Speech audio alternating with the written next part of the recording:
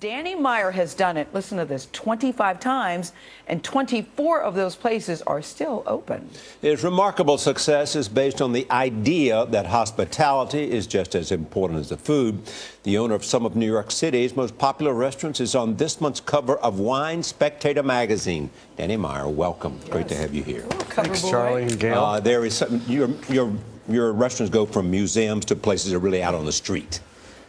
Is there one secret you think has given you this success in the restaurant business beyond hospitality? Well, I think, first of all, I adore great food, and nothing makes me happier than to see people enjoying really good food and wine and milkshakes and jazz music. Yeah. But I think at the end of the day, there is so much good product out there in the world today, and the companies that tend to do the best are the ones that make you feel the most welcome. So the experience is as important as the food? I think the experience today is trumping the food. Do you? I really do. Trumping the food. And this is not a way to say that the food should not be absolutely critical. Yeah. Everybody's tweeting about food and blogging about food. And taking pictures of it. Yeah. But at the end of the day, the one thing you cannot take a picture of is how I made you feel. And that's the reason that you'll come back. So you look for people that give good HQ, which I love this, which stands for? Hospitality Quotient. We have an expression which is hire hard and train easy. And the notion is that if we put all of our eggs into the basket of trying to identify the people who, over and beyond being great grill cooks and great servers and great sommeliers, are really doing what they do because nothing makes them happier than to make you happy, we win. How do you find that? That's what you're looking for. Well, we've learned a number of interviewing techniques, and it all comes down to the same 6 emotional skills every single time. We know what they are, and they are. Or you could get my book, Setting the Table, to find that out. No, but basically, it's exactly who you are. And everyone on this show, from the minute I walked in, has a high HQ. Yeah. People who are kind, they're curious, they've got an amazing work ethic, they're empathetic, they're self-aware, and they've got integrity. And we want you to know that we're very glad you're here. But I'm very fascinated about your background, Danny, because I just assumed it was a food background, and I'm reading that if things had gone differently, you could have been a lawyer. Here you are getting ready to take your LSATs, thinking, I don't know. Tell me about that. Well, I think I'm a good example of somebody who really was privileged to follow his passion. And I was a poli-sci major at Trinity College, and I loved politics, and I was about to follow the path that you were supposed to follow, which is get a law degree and then go do that stuff. And it was literally on the eve of taking it. I was about as depressed as I've ever been in my life. And I realized, why waste the one life I've got doing something that just doesn't strike my passion? So how did you find your way to food? Well, I was lucky to be having dinner with an amazing uncle who said, why don't you do the thing you've been talking about your whole life? And I said, what? And I was blind to it.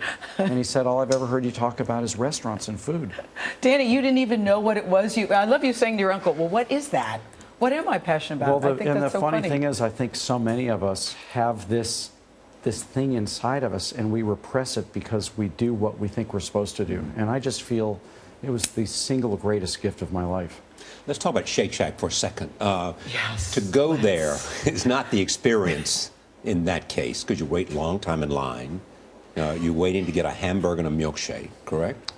But I think that is the experience, Charlie. I think that one of the things, I think Apple stores have shown the experience is waiting in line? I think Starbucks have shown it, is that people are pack animals, and they love being with other people. Are. Yes. And if the benefit of going to Shake Shack is you get to meet someone and do something with other people. So waiting in line for an hour for a hamburger. And then at the end of the rainbow, you get a Shack burger. I mean, that's an experience. Charlie, I have waited in line for an hour for a Shake Shack burger. It's true. And you met people, and the experience was good. And you said to Danny, thank God I had to wait an hour for this. No. If I'd gone in there and that hamburger was ready and I could have eaten it right away, I would have said to Danny, how dare you did this to me? How dare you I just learned something new from your producer this morning, who told me that that's dangerous right there. She would buy a dozen of them, put them in her freezer, and then put them in the toaster oven. I don't recommend that. Are they as good when you do that?